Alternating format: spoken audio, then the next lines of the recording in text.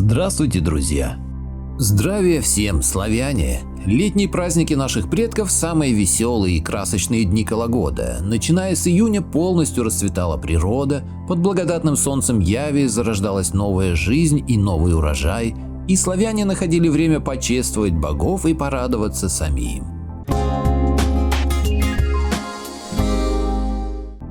4 июня славяне праздновали второй праздник, посвященный Яриле. В отличие от внешнего, Ярила Мокрый символизирует собой силу, дающую всему вокруг новую жизнь. Наши предки верили, что в этот день солнечный бог раскрывает небеса, и вся природа насыщается волшебной силой и мощью. До восхода солнца люди выходили в поля, умывались и обтирали тело свежей росой, дающей, согласно поверью, здоровье и плодовитость. А затем собирали росу, чтобы осветить ею свои жилища. Вечером на Ярилу Мокрого проводился обряд постриги для юношей, который посвящал их в воины, вводил в круг взрослых мужчин. Приняв в дружину новых воинов, община кланялась Яриле, после чего устраивалось большое гуляние с игрищами, песнями и плясками. Во время гуляния молодежь часто разыгрывала сказку или древнее предание о славянских богах. Столы для пира накрывались в открытом поле, угощение состояло, как правило, из сладких блюд, яичницы, пирогов, меда и пива. После того, как первая чаша опускалась по кругу и обходила всех собравшихся, мужчины и юноши выходили плясать обрядовый танец жог. Они вставали в круг, обхватив друг друга за плечи, и начинали двигаться один шаг противосолонь, два посолонь, медленно, постепенно ускоряя движение. Колени при этом полагалось поднимать как можно выше, чтобы жито росло высоко. Пляска продолжалась до полного изнеможения участников, когда они валились навзничь и в наступившей тишине слушали землю. В наше время подобные танцы делают мужчины на Кавказе и в Израиле. Кроме песен и плясок, на Ярилу Мокрого часто устраивались кулачные битвы, порой доходившие даже до смертоубийства бойцов. Наряду с простыми драками на кулачках случались и обрядовые поединки. Могучий мужчина, выбранный Ярилой, сражался с таким же выборным от соседней деревни. Та деревня, чей представитель побеждал, могла рассчитывать на изобилие и благополучие. Народная примета гласила, что после летнего Ярилина дня устанавливалась жаркая погода, минимум на неделю. 15 июня славяне чествовали покровителя ветров Стрибога. Ветер наши предки почитали не меньше, чем солнце или дождь. Это и неудивительно, ведь от милости Стрибога зависело, налетят ли на землю ураганы и бури, или летние ветра, приносящие тепло и помогающие вырастить богатый урожай. Стрибога почитали не только земледельцы, но также купцы и моряки, и, как ни странно, волхвы. Дети Стрибоговы, ветры, могли надуть паруса кораблей и принести мореплавателям и купцам удачу, а могли наслать шторм и потопить корабли. А поскольку, согласно поверьям славян, ветры с легкостью посещали и другие миры, волхвам они приносили на своих крыльях магические познания или важные вести. Сам Стрибог считался посредником между богами и людьми, служил проводником Божьей воли, мог выдуть беду из человеческой жизни или, напротив, принести ее. Все эти умения заставляли славян относиться к нему с большим уважением. Согласно летописным источникам, именно Стрибоговой помощью заручился Олег Вещий, когда пускал посуху корабли к воротам Царьграда. Интересно, что традиций празднования в Стрибогов день не существовало, но в праздник непременно проводились ритуалы и жертвоприношения в честь бога Ветрогона. Члены общины выходили в поле и разбрасывали по ветру муку, зерно или лоскуты ткани и ленты, прося послать помощь в выращивании урожая и защитить от бурь и другой непогоды. В этот день строго запрещалось попусту молоть языком, то есть пускать слова на ветер. Наши предки считали, что Стрибог распознает любую ложь и клевету и строго покарает каждого пустомелю. Как воплощение могущества воздушной стихии и ее власти над миром людей, Ветрогон имел множество возможностей влиять на благополучие славянских племен.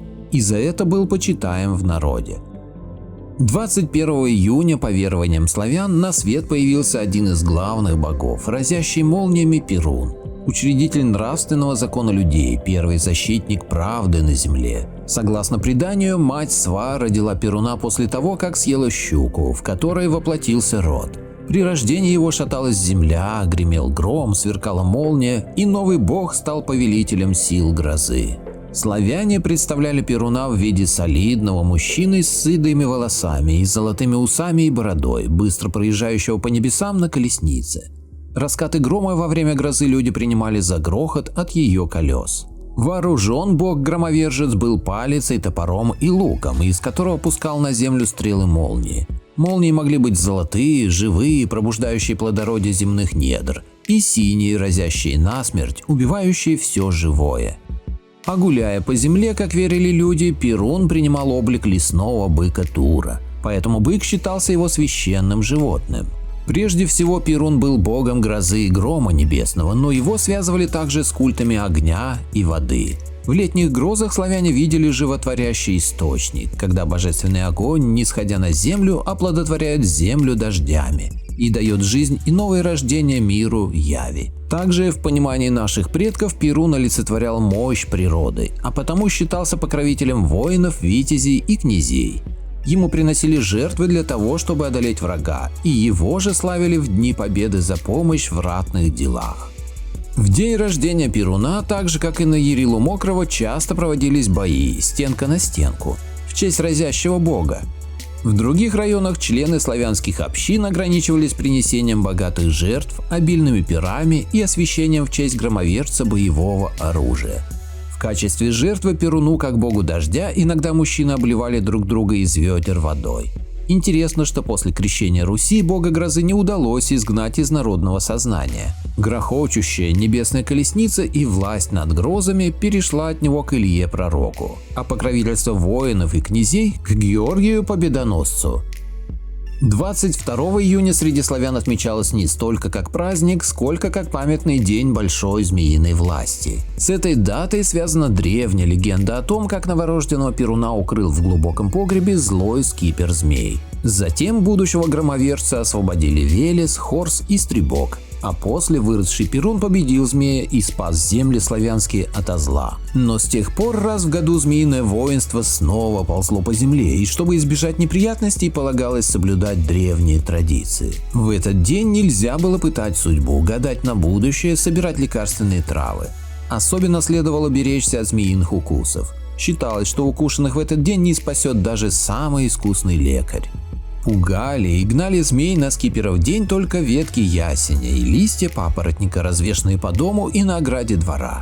Предки верили, что эти растения смиряют любого гада, лишают его способности кусаться и заставляют обратиться в камень. Однако убивать змей своей рукой людям запрещалось, под страхом навлечь на себя и весь род вечного несчастья. В змеиные дни Навь становилась особенно сильна, и славяне могли видеть на скипера знамения смерти и всяких бед, встречать неупокоенные души, слышать, склонившись к земле, как стонет мать сыра земля. Случались в эти дни и вражеские нашествия. Отечественная война 1812 года и Великая Отечественная война пришли на русскую землю близ Змеиного дня, 22 июня. Волхвы в злое змеиное время пели сказания о скипере и Перуне и звали славян на берега водоемов совершать священные омовения, чтобы отогнать беду и очиститься от болезней. Скиперов день был также днем змеиных свадеб. Гады сползались вместе и целым поездом отправлялись на проклятые места, на возвышенностях совершать брачные игры. 29 июня в самый разгар летней жары наступало время почествовать повелителя божественного огня и жара, небесного кузнеца Сварога. Сварогу часто не устраивали специальных капищ, поскольку любая кузница или горн уже являлись местом его почитания. Именно он подарил людям железо и научил творить из него орудия битвы или труда. А потому приятнее всего для его слуха были удары молота, звон металла и гудение огня в горниле. И вполне закономерно, что летний день бога-труженика приходился на самый разгар жары и крестьянских полевых работ. Славление Сварога во время таких трудов – наилучшая закалка людского духа с жаром небесного огня. Поэтому, хоть летнее Сварожье и считалось большим праздником, но совершать обряды в этот день люди предоставляли волхвам. Прочий же народ славил бога-кузнеца, исполняя свой труд особенно слаженно, с душой и прилежанием. Разве что неутомимая молодежь могла собраться вечером после работы за околицей деревни, петь песни, водить хороводы и качаться на ладьях-качелях. Сварожье считалось подходящим днем, чтобы присмотреть себе ладную девушку в жены. Днем можно было посмотреть, какова она работница, а вечером узнать, хорошая ли она плесунья да песельница. И если удавалось сговориться, по осени можно было приниматься честным пирком да за свадебку. Автор статьи Екатерина Кравцова. Благодарю всех, кто подписался на мой канал и смотрит мои видео. Ссылка на статью в описании. Поделитесь моим видео в соцсетях с родными, друзьями и знакомыми. Люди имеют право знать все точки зрения. Всем спасибо за внимание, буду рад вас видеть на своем канале снова.